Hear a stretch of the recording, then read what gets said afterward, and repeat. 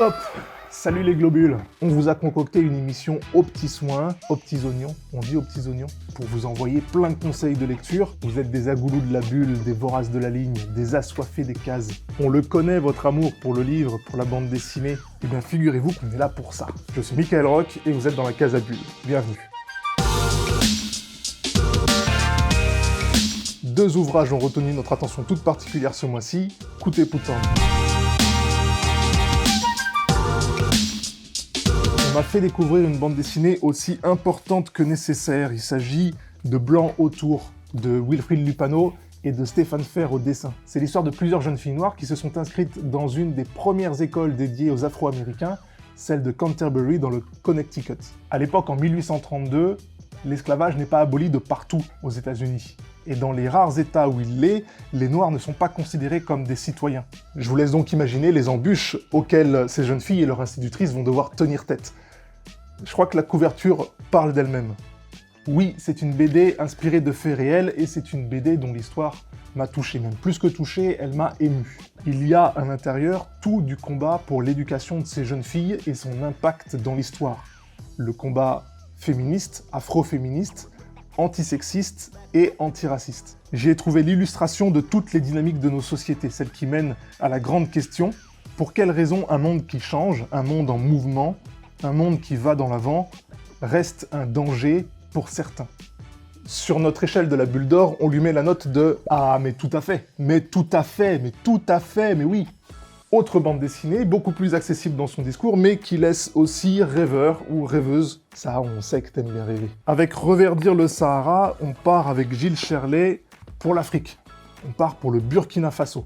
On est sur la frange du Sahara et on suit le personnage de Toboré, qui est à la recherche de son frère et qui va peu à peu s'engager dans un projet de longue haleine, celui de faire reverdir le Sahara, de faire repousser l'herbe et les arbres de cette région aride s'il en est une. Cette bande dessinée aborde ce grand problème écologique avec un dessin très pudique et un discours d'une belle sensibilité. Je l'ai déjà dit, c'est très didactique, donc accessible dès la préadolescence.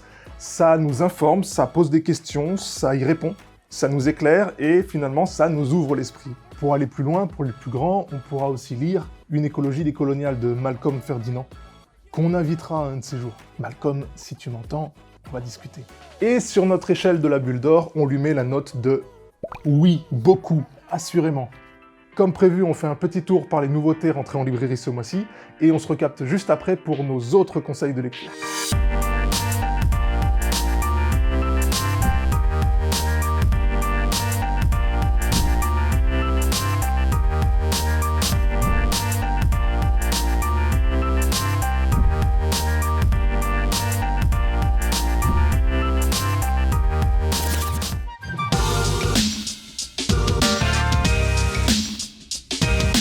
Conseil BD pour les préados, Le Cercle de Providence, c'est une aventure fantastique dont les références sont profondément ancrées dans la littérature. 3 jeunes ados découvrent l'existence d'un culte dédié à des dieux nommés Grands Anciens. On parle de portails dimensionnels, de cataclysmes, de fin du monde, si rien n'est fait pour empêcher le cauchemar de se réaliser.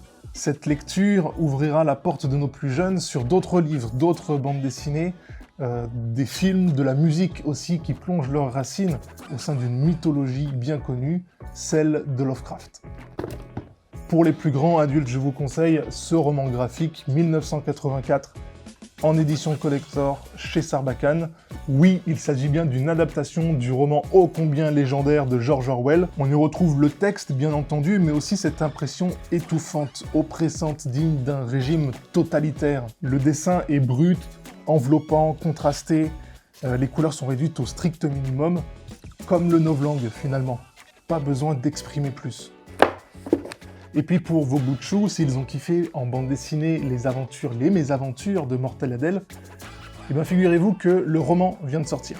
Très drôle et bien pensé, on a des illustrations qui accompagnent le texte, on a des éléments graphiques qui viennent supporter le texte. C'est un bon moyen, finalement, pour nos enfants de passer de la bande dessinée au roman, tout en douceur. Interdit au Nasbrock, il y a marqué. Ce mois-ci, à la Casabule, on a reçu Marie-Josée Ali qui nous a présenté son nouvel ouvrage « Entretien avec Aimé Césaire ». Ce qui est bien, c'est qu'il y a les BD aujourd'hui, il y a des personnages qui nous ressemblent, pas qui ressemblent au monde tel qu'il est.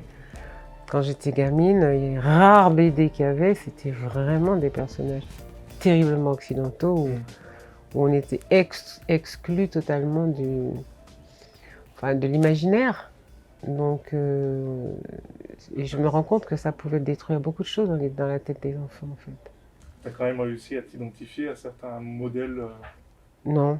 Non, aucun? Non, ceux que je créais dans ma tête, oui. Ouais. Puis même, c'était pas des modèles, c'était des créatures de rêve ou de fantasmes, mais c'était pas forcément des modèles, c'était juste des échappatoires. Ouais. Non, par contre, je me suis dit, voilà quelqu'un qui met des mots sur mes intuitions. Et puis des mots qui sont des paroles, c'est-à-dire des choses extrêmement belles. Et ça a été Césaire, ça a été glissant, mais il fallait aller les chercher. Hein. Quand j'étais adolescente, c'était ni dans les programmes scolaires, ni dans les programmes de rien du tout. Hein. C'était juste le diable. J'avais une espèce d'admiration extraordinaire pour les gens, les femmes et les hommes qui étaient capables d'écrire des romans. C'est-à-dire de m'emmener, de me donner tellement de bonheur à moi, petite lectrice de base. Et je pensais pas du tout que, pour moi, c'était un univers tellement noble et tellement extraordinaire que je pensais pas du tout appartenir à cet univers et rentrer dedans, en fait. Mais j'ai toujours écrit. Depuis l'âge de 5 ans, j'écrivais des poèmes pour mon ours, des poèmes pour le diamant qui était mon espace de cœur et de vie. Puis après, des petites histoires, et puis après, mais que pour moi. Et c'est Césaire un jour qui m'a dit il faut publier. Césaire, il pousse un grand cri avec sa poésie. Il est beaucoup plus violent dans sa poésie que dans son quotidien, dans sa vie. C'est un humaniste total, il aime les gens.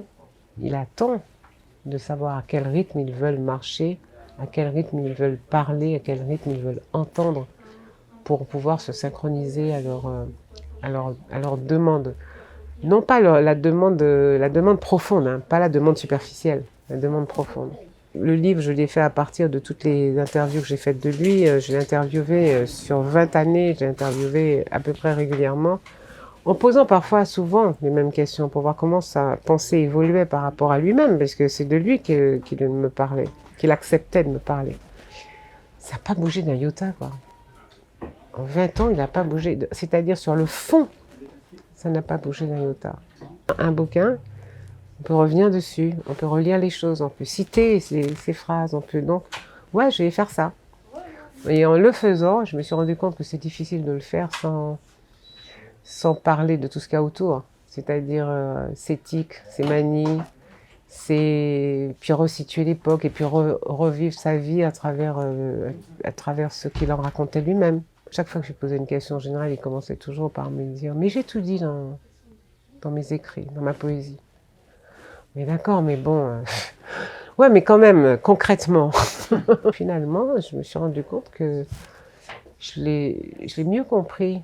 Je l'ai encore mieux compris après avoir écrit ce bouquin que quand les trucs s'emboîtaient de façon mais tellement fluide que je me suis dit « Mais oui, mais voilà, quand on se dit « Mais oui, mais c'est bien sûr. » On a aussi rencontré Jessica Oublié, l'autrice de Tropique Toxique, et on lui a posé quelques questions. Jessica Oublié, auteure de BD, c'est la manière dont je me présente depuis quelques années. Ouais. Auteure de romans graphiques même, documentaires, romans graphiques parce que mes albums, dans une approche de reportage, ont la forme souvent de romans, et puis l'intérieur de bande dessinée. Les histoires qui m'interpellent sont des histoires qui sont les miennes, mais qui ont un potentiel universel. Très fort. La question migratoire, le Bumidum, c'est avant tout une histoire de migration institutionnalisée. Tropique Toxique, c'est l'histoire du chlordécone, mais le chlordécone, c'est un pesticide, donc ça touche à la question environnementale. Donc aujourd'hui, en plus, on est à une heure d'une conscience environnementale accrue sur l'ensemble des territoires de la planète. Donc il y a vraiment à chaque fois quelque chose d'universel. Mais j'ai envie que cette BD, elle puisse montrer des héros et des héroïnes, des ordinaires du quotidien, des personnes qui me ressemblent aussi, et parmi ces personnes, notamment les populations des Antilles, qui ont tous les phénotypes, mais qui sont, comme bon nombre des populations racisées, sous-représentées dans le monde de la bande dessinée. Et du coup, au niveau du dessin, pour moi, c'est aussi important de montrer d'autres personnes, parce que ces personnes, elles permettent, par leur représentation, d'offrir ce pouvoir d'identification qui est souvent nécessaire quand on est petit ou même quand on est grand, pour construire une relation intime avec une histoire. Et donc, voilà, moi, dans Tropique Toxique, j'ai à cœur de montrer les populations des Antilles. Ces populations, elles se dessinent sur une palette de couleurs qui va du blanc au jaune, au marron, au noir foncé, etc. Parce que on est tout ça, on est tout ce brassage-là. Pour Tropique Toxique, il y a de la réalité augmentée. Je sais pas si je peux te montrer. L'idée, c'était de pouvoir alléger son poids physique en offrant un complément de lecture numérique et en même temps en offrant cette balade immersive dans la matière même de la BD. Et j'aimais bien jouer avec l'idée de, tu sais, comme on parle de scandale, on dit que c'est un scandale, le chlordécone. À chaque fois qu'un dossier est sujet à scandale, on dit qu'il faut savoir lire entre les lignes, aller au-delà en fait des messages officiels qui nous sont donnés à entendre, à lire, à voir. Et donc, finalement, en scannant des planches de la BD, il y avait aussi quelque chose de, voilà, venez voir en dessous de la réalité qui vous est proposée. C'est pas toujours la vérité. Venez voir ce qui s'y cache, quoi, ce que ça renferme. À chaque fois que vous avez cette petite loupe rouge qui est donc le logo de Argoplay, l'application, et tout ce qu'on peut lire dessus est un complément de lecture parce que la BD en elle-même, physique, se suffit à elle-même. Ça, c'est important à dire. Une fois que donc on est devant la planche, on va sur Argoplay. On se positionne devant, on scanne en appuyant sur le petit bouton. Il y a une barre rouge qui scanne la planche et qui charge le contenu qui est associé à la planche. En fait, il n'y a pas de QR code, c'est un principe d'association, de reconnaissance d'image. Et là, ça génère une vidéo. Et cette vidéo, que j'aime beaucoup, c'est une vidéo des ouvriers d'Hopewell aux États-Unis qui, à l'origine, fait 17 minutes. Donc là, on a un petit passage de 1 minute 20 qu'on a traduit. On est allé retrouver la personne qui l'avait mise en ligne pour lui demander de mettre sur son site donc les sous-titres. Et du coup, j'ai fait l'essai dans une classe d'anglais de 3e, dans un collège en Guadeloupe. Cette vidéo, elle peut être utilisée en anglais pour créer des situations d'enseignement-apprentissage de la molécule en cours d'anglais. On va comme ça proposer des ressources pour l'ensemble de la communauté enseignante de nos 2 territoires, des vidéos, des cartes, des rapports, pour que très largement les élèves puissent se saisir de cette problématique qui est vraiment, on sait qu'on en a pour 600-700 ans, donc c'est important que, tout comme pour le Covid, ils puissent dès maintenant développer des gestes barrières adéquats pour réduire leur exposition. Projet en cours à un album collectif de BD de reportage sur les sargasses dans la Caraïbe. Donc on est 10 territoires à travailler ensemble. Chaque territoire produit 15 planches de BD de reportage. Et ensuite, il y a une BD sur laquelle je travaille déjà, Au nom des miennes, qui va sortir, elle, en 2023. Et Au nom des miennes, c'est 66 femmes dont je fais les portraits, qui se réunissent chaque mois sous forme de sororité, en groupe de parole. Elles ont entre 20 et 69 ans. Elles ont toutes pour point commun d'être françaises et d'être noires ou métisses. Et elles parlent de ce que ça veut dire que d'être noire ou métisse aujourd'hui en France. Merci Jessica de bien avoir voulu répondre à nos questions. Je rappelle que son roman graphique Tropique Toxique est disponible à la Casabule. Entretien avec Aimé Césaire de Marie-Josée Ali aussi. Oui, parce que la Casabule, c'est une librairie. Oui, parce que la Casabule, c'est une librairie où tu peux trouver des romans, des BD, des comics, des mangas, mais aussi des jeux de société. On est en plein centre-ville de Fort-de-France, en Martinique, et tu peux aussi nous retrouver sur les réseaux sociaux. N'hésite pas à t'abonner pour recevoir tous nos conseils de lecture.